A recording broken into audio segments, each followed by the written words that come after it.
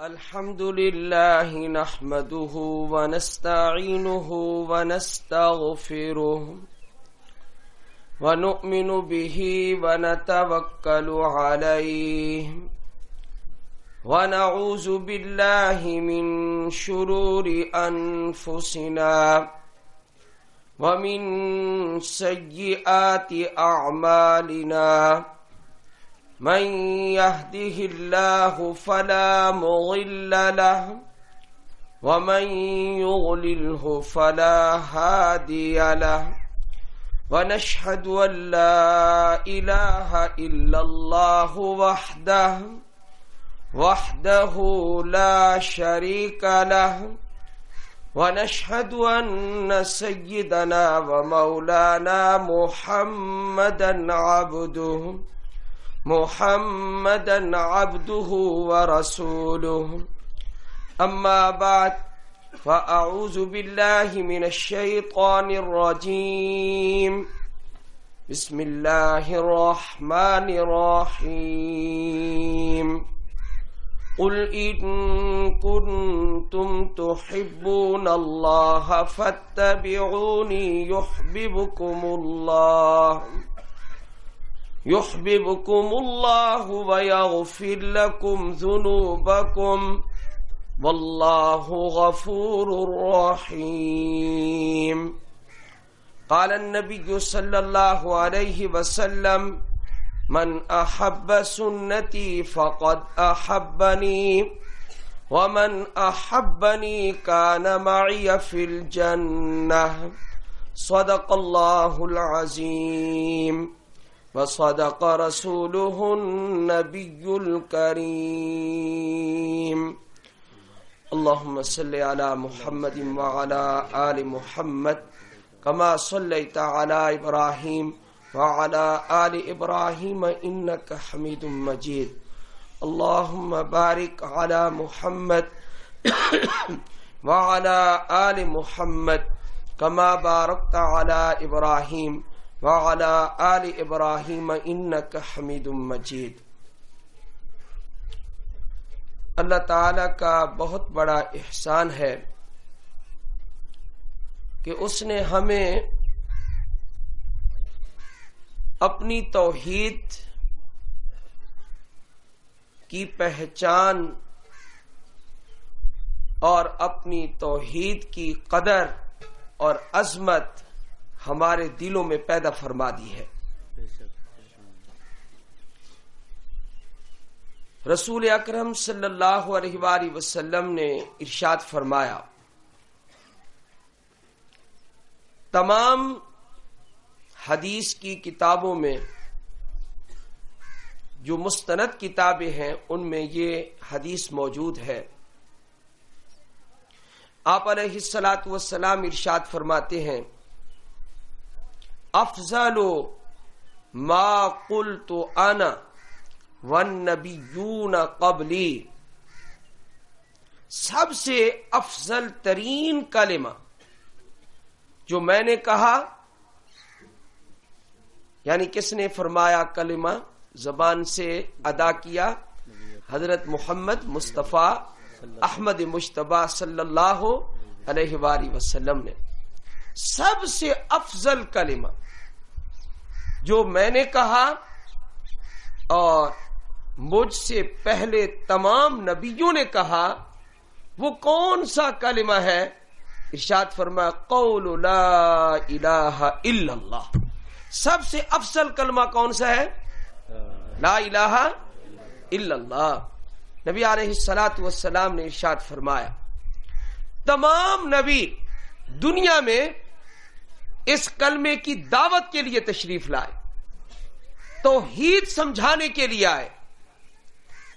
میری ایک بات آپ ذہن نشین کر لیں، اگر توحید کی رتی بھی دل میں ہوگی تو جہنم میں جانے کے باوجود اللہ تعالیٰ اس توحید کی ایک رتی کی وجہ سے اس گناہگار مسلمان کو جہنم سے نکال کر جنت میں داخل فرما دیں گے۔ سب سے بڑا مقصد ہمارا دنیا میں یہ ہے کہ ہمارے دل میں اللہ کی توحید آ جائے. ہم جب نماز پڑھتے ہیں تو کیا کہتے ہیں؟ ایاک نعبد و ایاک نستعین. آپ سب حضرات نماز پڑھتے ہیں نا جی؟ ماشاءاللہ. جو نہیں پڑھتے تو مولانا نے بہت اچھا بیان کیا ہے. آپ ارادہ بھی کریں، وعدہ بھی کریں کہ انشاءاللہ عمر بھر کبھی نماز نہیں چھوڑیں گے. فرمایا ایاک نعبد و ایاک نستعین. ہم اللہ سے وعدہ کرتے ہیں ہر رکعت میں کہ اے اللہ ہم تیری ہی عبادت کرتے ہیں اور تجھ سے ہی مدد چاہتے ہیں، تجھ سے ہی مدد طلب کرتے ہیں. مجھے بڑی خوشی ہوئی ہے کہ یہ پروگرام منعقد ہوا. بھائی جمیل صاحب المقیم بمکۃ المکرمہ شرفہ اللہ وزادہ کرما و کرامہ و عزہ. اللہ نے بہت اعلیٰ جگہ میں ان کو رکھا ہے. تو اعلیٰ جگہ میں جو لوگ رہتے ہیں ان کا پروگرام بھی تو اعلیٰ ہی ہے. اس پروگرام کی برکت سے ہم اللہ اور اللہ کے رسول کا ذکر کر رہے ہیں اور سن رہے ہیں. پیسہ تو لوگوں کے پاس ہوتا ہی رہتا ہے. کوئی مجرے کرواتے ہیں، کوئی ڈھول بجواتے ہیں، وہاں پیسہ خرچ کر دیتے ہیں. لیکن دینی پروگرام پر جہاں اللہ اور اللہ کے رسول کا تذکرہ ہو وہاں خرچ ہو جائے، اس مال سے اور بہتر مال کیا ہوگا؟ اللہ اس پروگرام کو قبول فرمائے. لیکن مقصد ہمارا کیا ہے؟ حضرات اس کی طرف توجہ فرمائیں.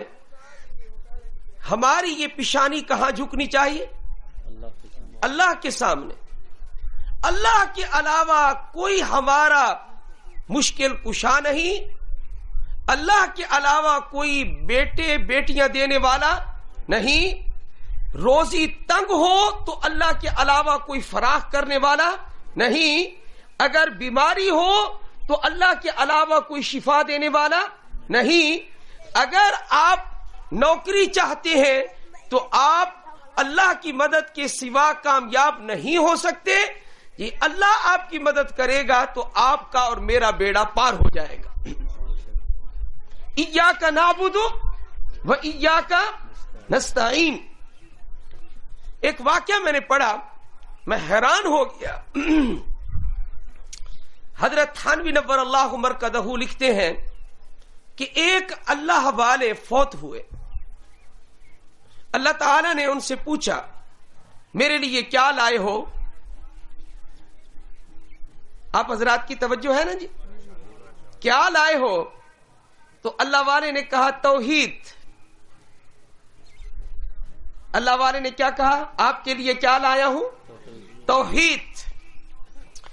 اللہ نے فرمایا یہ تو ٹھیک ہے کہ تو نے میرے علاوہ کسی کو سجدہ نہیں کیا، میرے علاوہ تو نے کسی سے دعا نہیں مانگی. خالق مالک رازق تو مجھے سمجھتا تھا، لیکن اذکر لیلۃ اللبن، یاد تو کر دودھ والی رات، دودھ والی رات یاد کر. کیا میری توحید کا حق ادا کیا تو نے؟ سوچنے لگے کہ دودھ والی رات سے کیا مراد ہے. اللہ والے سوچنے لگے کہ دودھ والی رات سے کیا مراد ہے. سوچتے سوچتے ایک واقعہ یاد آ گیا. کیا؟ اللہ نے فرمایا کہ تو نے ایک رات سونے سے پہلے دودھ پیا، پیٹ میں درد ہو گیا، لوگ پوچھنے کے لیے آئے تو نے کیا کہا تھا؟ درد کیوں ہوا؟ تو نے یہ کیوں نہ کہا کہ من جانب اللہ تکلیف آ گئی ہے اور اللہ اس کو ختم کر دے گا؟ تو نے کہا میں نے دودھ پیا تھا، دودھ کی وجہ سے درد ہو گیا. تو کیا درد پیدا کرنا یہ دودھ کا کام ہے یا درد بھی میری طرف سے ہے؟ دکھ اور سکھ کا مالک کون ہے؟ اللہ ہے. تو فرمایا کہ تو نے نسبت کیوں کی تھی دودھ کی طرف؟ کہتے میں ڈر گیا. کہا کہ اے اللہ تیری توحید بڑی اونچی ہے، اس کا حق ادا کرنا ہر ایک کے بس میں نہیں ہے، میں قصوروار ہوں، میں معافی مانگتا ہوں۔ اللہ سے معافی مانگی جائے، اللہ نے کہا تو نے معافی مانگی، میں نے معاف کر دیا تجھے۔ میں اپنے درس میں کہتا رہتا ہوں، باپ سے معافی مانگے وہ بھی کچھ دیر لگائے گا معاف کرنے میں، آپ اپنے دادا سے معافی مانگے وہ بھی کچھ دیر لگائے گا، آپ اپنے پیر صاحب سے معافی مانگے وہ بھی کچھ دیر لگائے گا، استاد سے معافی مانگے وہ بھی دیر لگائے گا، آپ اپنے چودھری سے معافی مانگے وہ دیر لگائے گا، آپ اپنے پٹھان سے معافی مانگے، ہاں جی علاقے کے ذمہ دار سے معافی مانگے دیر لگائے گا، آپ اپنے ایم این اے سے معافی مانگے وہ دیر لگائے گا، لیکن خدا کی قسم آپ ایک مرتبہ کہہ دیں رب اغفر لی، اے میرے پروردگار مجھے معاف کر دے، ادھر سے اعلان ہوگا فغفرتو کا، جا میں نے تجھے معاف کر دیا۔ سبحان اللہ، دیر بھی نہیں لگتی وہاں۔ سب سے زیادہ جلد معاف کرنے والی ہستی کون سی ہے جی؟ اللہ کی ہے۔ سب سے پہلا نمبر توحید کا ہے، اور یہ بات یاد رکھیں وہ زندگی کوئی زندگی نہیں ہے کہ آدمی غیروں کے سامنے جھکا ہوا ہو، غیروں سے امید وابستہ کیے ہوئے ہو۔ میں نے پہلے بھی سنایا تھا، اب دوبارہ بھی سناتا ہوں۔ نبی کریم صلی اللہ علیہ وآلہ وسلم نے ارشاد فرمایا ایک عورت تھی پہلی امتوں کی، گھر میں فاقہ آ گیا، آٹا نہیں ہے جس کو گوند کے روٹیاں پکائے، ادھر بھوک ستا رہی ہے۔ اس نے کہا کہ میرے پاس جو کچھ ہے میں وہ کرتی ہوں، تنور موجود ہے، لکڑیاں ڈال دی، آگ لگا دی، تنور گرم ہو گیا، ادھر وضو کیا، مصلی بچھایا، 2 رکعت نماز صلاۃ الحاجہ پڑھی۔ جب 2 رکعت ختم کی، اللہ سے مانگ رہی ہے اے پروردگار میرے پاس تنور تھا، میرے پاس لکڑیاں تھی، میرے پاس آگ تھی، جو کچھ میرے پاس میں تھا وہ میں نے کر دیا، نہ میرے پاس آٹا ہے نہ میرے پاس سالن ہے، کچھ بھی میرے پاس نہیں ہے، اے پروردگار روٹی تو ہی عطا کرنے والا ہے، آٹا تو ہی عطا کرنے والا ہے۔ حضرت صلی اللہ علیہ وآلہ وسلم نے ارشاد فرمایا کہ جیسے اس نے دعا ختم کی، دعا اللہ سے کر کے آدمی کو اطمینان ہو جاتا ہے میں نے اللہ سے مانگا ہے، اللہ مجھے خالی واپس نہیں لوٹائے گا۔ کہا کہ دعا مانگ کے وہ اللہ کی بندی کدھر آتی ہے؟ تنور کی طرف آتی ہے، اور تنور میں جھانک کر دیکھتی ہے کیا اللہ نے میری دعا کو قبول کر لیا ہے، یہ دیکھنے کے لیے آئی، اگر نہیں کی تو میں دوبارہ دعا کرتی ہوں، پھر مانگتی ہوں، لیکن مانگنا صرف اللہ سے چاہیے۔ لیکن وہ تو ایک ہی مرتبہ، پہلی مرتبہ دعا کر کے جب دیکھنے کے لیے آئی تو جھانکا تنور میں، دیکھا تو کیا دیکھا، پورا تنور روٹیوں سے بھرا ہوا تھا۔ سبحان اللہ، اللہ پر بھروسہ کرنے والا کبھی ذلیل نہیں ہوتا، اللہ پر بھروسہ کرنے والا عزت پاتا ہے، دوسروں پر بھروسہ کرنے والا ذلیل ہوتا ہے۔ آپ نے بزرگوں کے نام سنے ہوں گے اور قصے بھی لوگ آپ کو سناتے ہوں گے۔ ایک قصہ ایک بزرگ کا مجھ سے بھی سن لیجئے، آپ کو تو سنائیں گے فلاں قبر پہ جھک جائیں، فلاں پہ یہ کریں وہ کریں، یہ پیشانی اور سجدہ صرف اللہ کے لیے ہے۔ ہم بزرگوں سے عقیدت رکھتے ہیں لیکن عبادت صرف اللہ کی کرتے ہیں۔ سنیں آپ، حضرت گنج شکر رحمت اللہ علیہ، مسعود الدین فرید الدین گنج شکر رحمت اللہ علیہ کا واقعہ لکھا ہے۔ ایک مرتبہ نفلی روزے رکھ کر کمزور ہو گئے، حجرے سے نکلے، ہاتھ میں لاٹھی تھی، اس کے سہارے چل رہے تھے، چند قدم چلے، کوئی خیال آیا، ہاتھ کی لاٹھی کو پھینک دیا۔ کسی نے پوچھا حضرت لاٹھی کو کیوں پھینکا؟ آپ تو لاٹھی کے سہارے چلتے آ رہے تھے۔ فرمایا خیال آ گیا کیا کہ میں نے لاٹھی پہ سہارا لیا ہوا ہے، یہ لاٹھی بھی تو غیر اللہ ہے، خیال آیا تو پھینک دیا، کہیں اللہ ناراض نہ ہو جائے۔ دعا کریں کہ اللہ ہمیں کامل توحید عطا فرما دے، پھر کامیابی ہے انشاءاللہ۔ دوسری چیز جو ضروری ہے وہ کلمے کا دوسرا جز ہے، لا الہ الا اللہ کے بعد محمد الرسول اللہ، محمد اللہ کے رسول ہے۔ میں اور آپ کتنے خوش قسمت ہیں کہ اللہ نے تمام نبیوں سے افضل نبی ہمیں عطا فرمایا۔ تمام نبی ہمارے نبی کے مقتدی ہیں، ایسا ہے یا نہیں ہے جی؟ معراج کی رات میں کیا ہوا تھا؟ اللہ نے ہمارے نبی کو امام بنایا اور تمام مقتدیوں نے آپ کے پیچھے نماز پڑھی۔ ہمارا نبی تمام نبیوں کا امام، سید الانبیاء، سید المرسلین، خاتم النبیین، سید الاولین والآخرین، اللہ نے ہمیں سب سے اعلی افضل اولا نبی عطا فرمایا۔ اور یاد رکھیں آپ، ہمارے نبی کے مقام کے برابر کسی کا مقام نہیں ہے۔ اللہ کے بعد اگر کسی کا مقام ہے تو وہ محمد مصطفیٰ کا مقام ہے صلی اللہ علیہ وآلہ وسلم۔ ہم سب اللہ سے محبت کرنا چاہتے ہیں جی؟ میرے سوال کا جواب دیجئے۔ ہم سب اللہ سے محبت کرنا چاہتے ہیں اور یہ بھی چاہتے ہیں کہ اللہ ہم سے محبت کرے۔ ہم بھی چاہتے ہیں کہ ہمارے دلوں میں اللہ کی محبت پیدا ہو جائے اور یہ بھی چاہتے ہیں کہ اللہ بھی ہم سے محبت کرے۔ یہ دونوں چیزیں کیسے حاصل ہوں گی؟ ذرا قرآن سے پوچھ لیں۔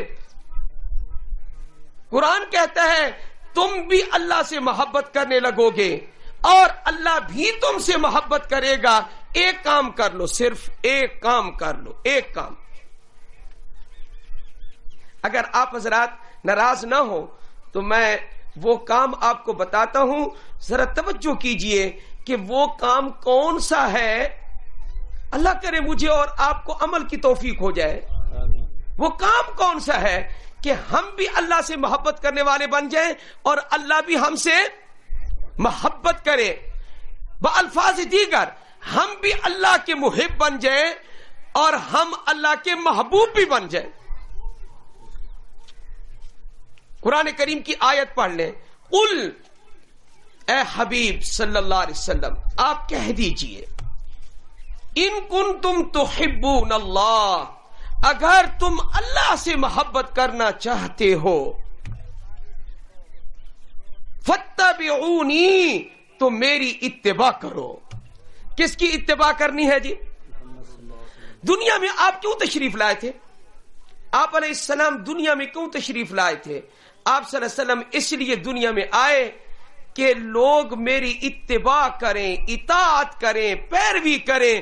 میں کہوں نماز پڑھو تو نماز پڑھیں، میں کہوں رمضان کے روزے رکھو تو روزے رکھیں، میں کہوں زکوٰۃ دو تو زکوٰۃ دیں، میں کہوں حج کرو تو حج کریں، میں کہوں غریبوں کی مدد کرو تو غریبوں کی مدد کریں، میں عورتوں کو کہوں پردہ کرو تو وہ پردہ کریں۔ تو آپ علیہ السلام خوش کس چیز سے ہوتے ہیں؟ اطاعت سے، اتباع سے، پیروی سے۔ جو آپ کی اطاعت کرے گا ہمارے نبی علیہ السلام اس سے خوش ہوں گے۔ اور آگے سنیے کیا ارشاد فرمایا؟ فرمایا کہ جب تم میری اتباع کرو گے، میری اطاعت کرو گے، میرے فرما بردار بنو گے تو یاد رکھو یحببکم اللہ ویغفر لکم ذنوبکم۔ دو انعامات کا وعدہ کرتا ہوں۔ نمبر ایک کہ میں اللہ تم سے محبت کروں گا۔ سبحان اللہ۔ نمبر دو وَيَغْفِرْ لَكُمْ ذُنُوبَكُمْ، زندگی بھر کے گناہ تمہارے معاف کر دوں گا۔ واللہ غفور الرحیم، اللہ بہت بخشنے والا مہربان ہے۔ اور نبی علیہ السلام نے فرمایا جو شخص میری سنت سے محبت کرے گا، عمل کرے گا۔ دیکھو مولانا صاحب نے کتنا اچھا بیان کیا ہے۔ فرمایا کہ کھانا بھی سنت کے مطابق، اٹھنا بیٹھنا بھی سنت کے مطابق، مسجد میں داخل ہونا بھی سنت کے مطابق، مسجد سے نکلنا بھی سنت کے مطابق، سارے کام سنت کے مطابق اگر کرتے رہیں، شادی بیاہ موت جی اسی طرح کفن دفن، ان میں بدعات کو ختم کر کے سارے کام اگر سنت کے مطابق کرنا شروع کر دیں، انعام کیا ہے؟ ذرا انعام حدیث پاک پڑھ کر مجھ سے سن لیں۔ نبی علیہ السلام نے ارشاد فرمایا، من احب سنتی، جس نے میری سنت سے محبت کی، فقد احبنی، بے شک اس نے مجھ سے محبت کی، ومن احبنی، اور جس نے سنت پر چل کر مجھے راضی کیا، مجھ سے محبت سنت پر چل کر کی ہے، فرمایا کان معی فی الجنہ، میں محمد کہتا ہوں وہ جنت میں میرے ساتھ ہوگا۔ کان معی فی الجنہ۔ باقی ایک بات، آپ صلی اللہ علیہ وسلم کی پیدائش بھی بے مثال، آپ کا بچپن بھی بے مثال، آپ کی جوانی بھی بے مثال، آپ کی نبوت بھی بے مثال، آپ کی مکی زندگی بھی بے مثال، آپ کی مدنی زندگی بھی بے مثال، آپ کی ازواج بھی بے مثال، آپ کی بنات بھی بے مثال، آپ کے اصحاب بھی بے مثال، آپ صلی اللہ علیہ وسلم کے لیل و نہار بھی بے مثال، آپ کی عبادت بھی بے مثال۔ حضور صلی اللہ علیہ وسلم جیسی عبادت آج تک کسی نے نہیں کی۔ ہر چیز میں اللہ نے آپ کو بے مثال بنایا ہے اور اعلیٰ سے اعلیٰ چیزیں آپ کو عطا فرمائی ہیں۔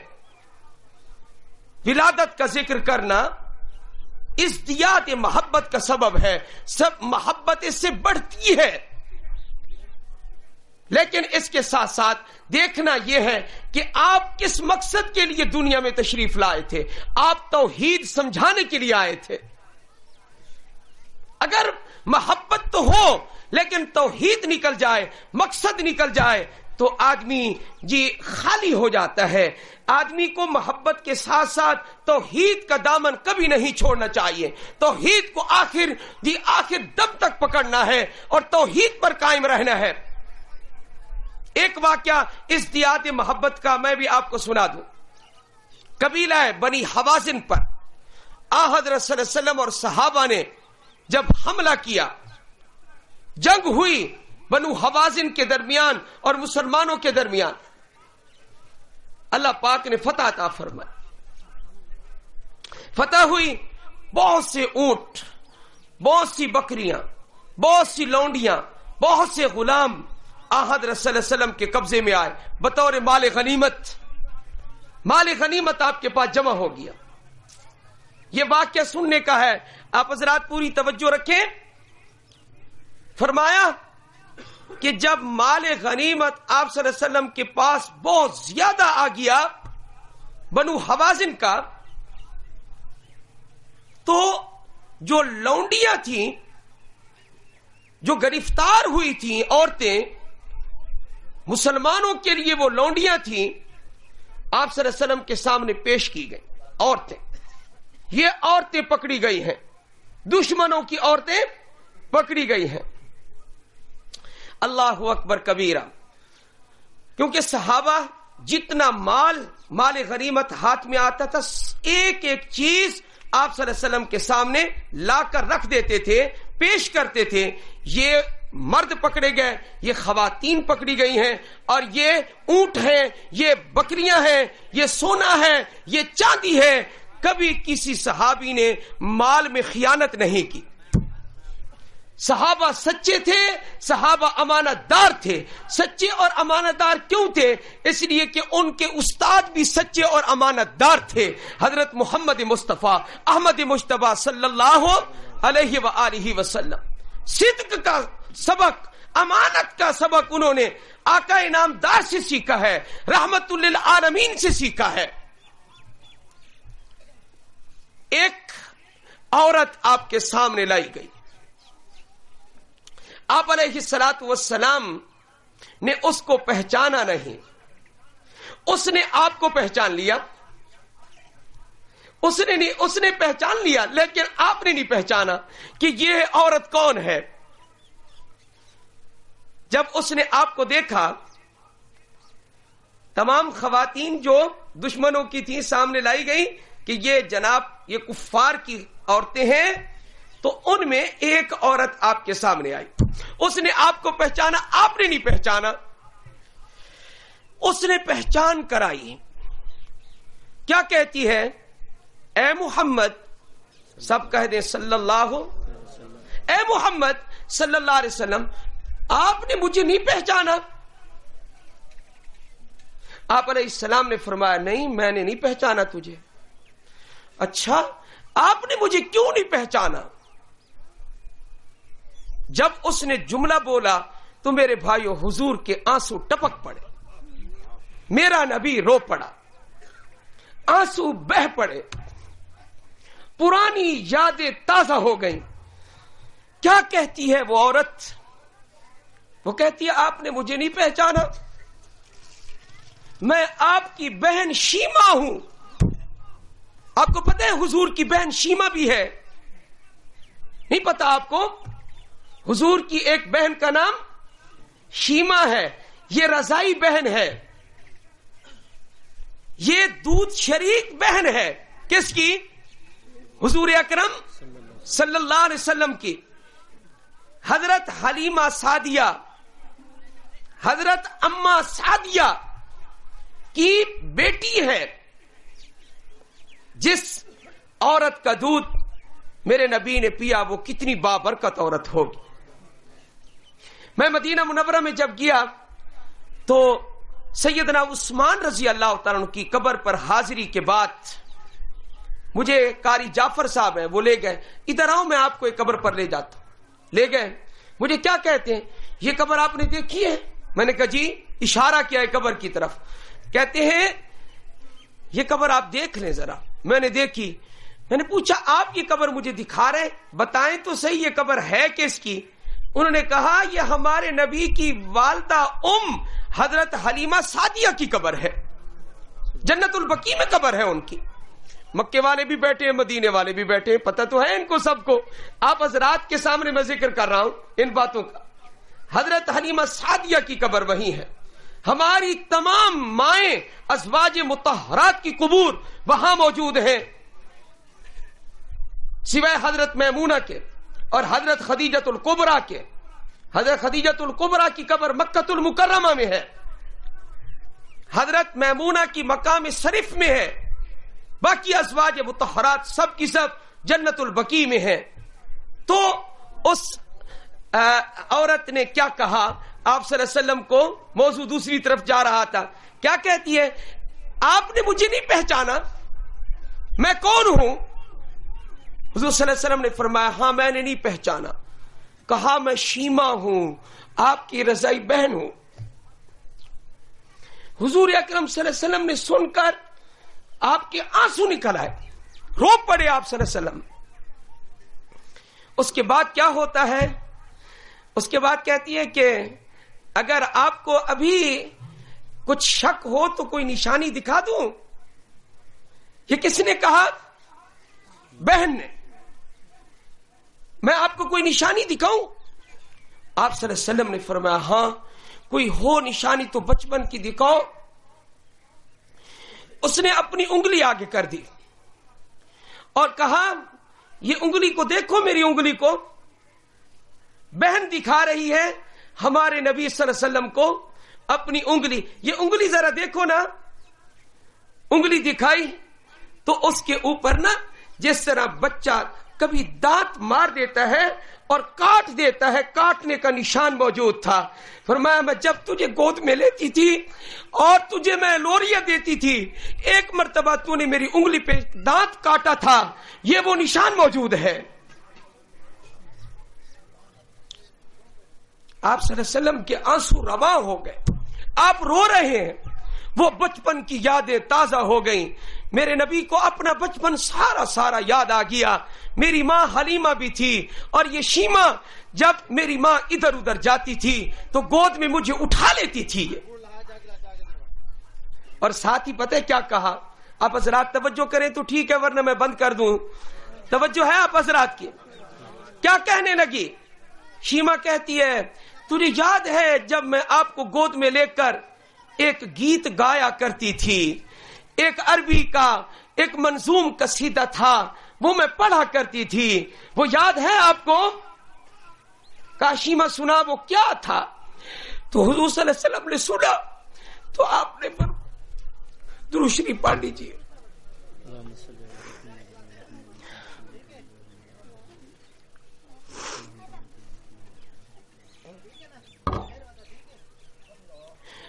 अलैहिस्सलाम ने फरमाया शीमा पढ़ो। चुनाचे उसने कहा वो मेरे अशआर ये थे, या रब्बना अबक़ी लना मुहम्मदा, ए परवरदिगार ये मेरा भाई मोहम्मद है, इतना हसीन और जमील मेरा भाई है, हुस्न और जमाल का पैकर है, ए अल्लाह मेरी दुआ है कि इसको तू बाकी रखना, इसको मौत ना आए, ये बड़ा हो, ये जवानी देखे, ये फले और फूले, मेरी ये दुआ है। ये दुआ कौन किया करती थी? शीमा। या रब्बना अबक़ी लना मुहम्मदा, ये कहा और साथ ही कह दिया अगले मिसरे के अंदर क्या कहती है शीमा? कहती है हत्ता अराहो या फिअम व अमरदा, यहां तक कि मैं इसको देख लूं, इसको इतनी उम्र तो दे दे कि मैं इसको जवान होता हुआ भरी जवानी में देख लूं, मैं इसको सेहतमंद देख लूं, मैं इसको ताकतवर देख लूं, मैं इसको भरा भरा जवान देख लूं, ऐसा जमाना तो ला और मेरे इस भाई को जिंदगी अता फरमा दे। मैं ये कहा करती थी। दूसरा शेर भी पढ़ के सुनाया उसने कहा कि मैं ये भी कहा करती थी तुझे लोरियां देते हुए, अपने रब से दुआएं करते हुए, क्या कहा करती थी? कहा करती थी कि हत्ता ये आरा हो, यहां तक कि मैं उसको देखूं। क्या देखूं मैं उसको? आगे लिखा कि मैं उसको देखूं सय्यदम व मसऊदा, मैं उसको सरदार भी देखूं, मैं उसको नेक बख्त भी देखूं, और यहां तक के हत्ता कबत, यहां तक के ये ऊंधे हो जाए मुंह, किन के मुंह ऊंधे हो जाए? आदि हिल हुस्सदा, जितने भी इसके हासिद हैं सर निगू हो जाए, जलील हो जाए और मोहम्मद जो है बुलंद हो जाए। कोई ऐसा वक्त भी ला तो ए मोहम्मद तुझे वो मेरा गीत याद है, वो मेरा कसीदा तुझे याद है जो मैं पढ़ा करती थी, तेरे लिए जवानी की दुआएं किया करती थी और तुझे सरदार देखना चाहती थी, क्या तुझे याद है?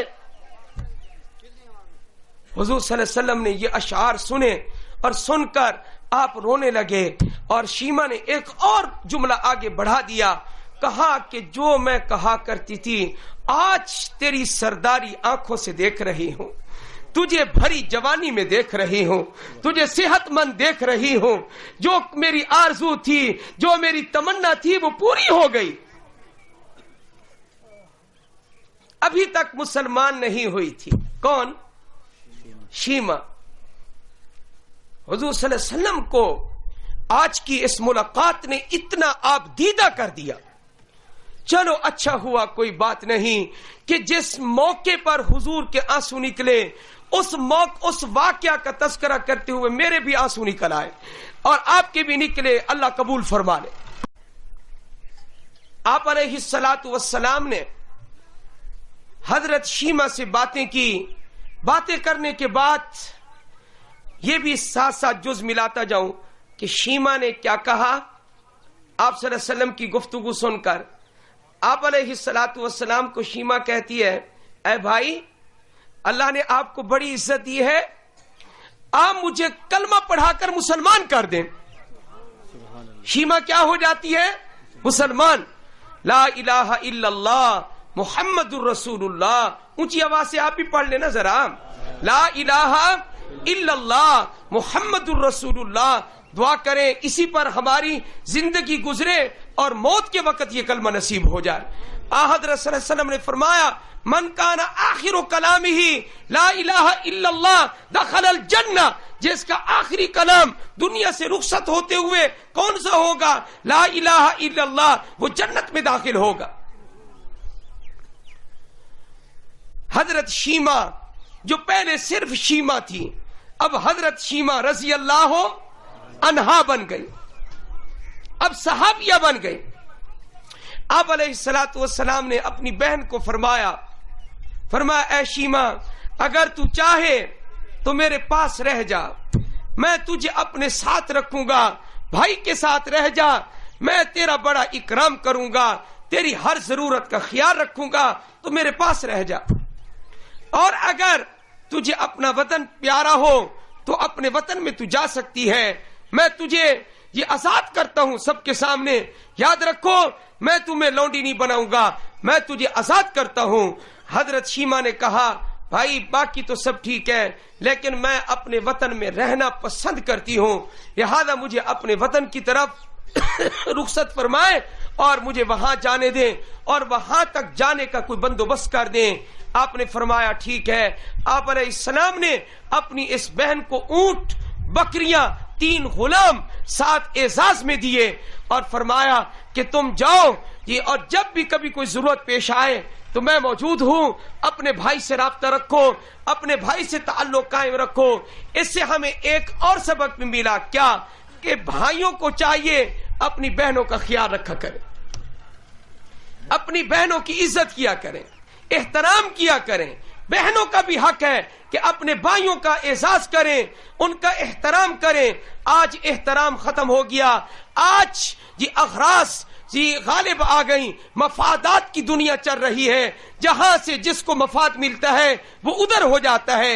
اخلاص اور محبت کے تعلقات ختم ہو گئے، سن کر بڑے پریشان ہوتے ہیں۔ معمولی بات پر طلاقیں ہو جاتی ہیں، معمولی بات پر لڑائیاں ہو جاتی ہیں، جھگڑے ہو جاتے ہیں۔ الامان والحفیظ، قیامت کے قرب کی نشانیاں جو آپ صلی اللہ علیہ وسلم نے بیان فرمائی ہیں، ان میں سے ایک نشانی کیا ہے؟ طلاق کی کثرت ہے۔ آپ بتائیں کہ یہ نشانی اس وقت موجود ہے یا موجود نہیں ہے؟ تھوڑی بات پہ طلاق ہو رہی ہے یا نہیں ہو رہی؟ طلاقیں ہو رہی ہیں۔ الامان والحفیظ، طلاق کے بارے میں حضرت صلی اللہ علیہ وآلہ وسلم نے کیا ارشاد فرمایا کہ اگر بندہ طلاق دیتا ہے اللہ کا عرش کانپ جاتا ہے، اللہ کا عرش ہل جاتا ہے جب آدمی طلاق دیتا ہے۔ آج ماحول چل پڑا ہے کہ اس کو چھوڑو دوسری کرو شادی، وہ کرو۔ اسلام میں 4 شادیوں کا حق موجود ہے، لیکن یہ تو نہیں ہے کہ بلا وجہ کسی کو طلاق دے دی جائے اور بستا ہوا گھر اجاڑ کے رکھ دیا جائے۔ فرمایا اس کی اجازت شریعت نہیں دیتی، بلکہ نبی علیہ السلام نے ایک مرتبہ اپنی زوجہ محترمہ کو صرف ارادہ ہی کیا تھا طلاق دینے کا، طلاق دی نہیں تھی، طلاق دینے کا صرف ارادہ ہی کیا تھا کہ جبریل امین آ گئے اور آ کر کہنے لگے کہ اے اللہ کے رسول صلی اللہ علیہ وسلم، اللہ آپ کو حکم دے رہا ہے کہ آپ اپنی بیوی کو طلاق نہ دیں۔ کیوں؟ فَإِنَّهَا صَوَّامَةٌ، اس لیے کہ یہ اللہ کو راضی کرنے کے لیے بہت روزے رکھا کرتی ہے، تو اللہ کو اس کے روزے بڑے پسند ہیں، لہذا تم اپنی زوجیت سے اس کو محروم نہ کرو اور اس کو اپنی زوجیت میں برقرار رکھو۔ میرے بھائیوں کہ آپ تحمل سیکھیں، آپ حوصلہ سیکھیں، آپ برداشت سیکھیں۔ جب آپ برداشت پیدا کر لیں گے، اپنے آپ کو متحمل بنا لیں گے، تو انشاءاللہ العزیز آپ حضرات دیکھیں گے کہ آپ کے گھر میں کتنی خوشیاں آتی ہیں۔ برداشت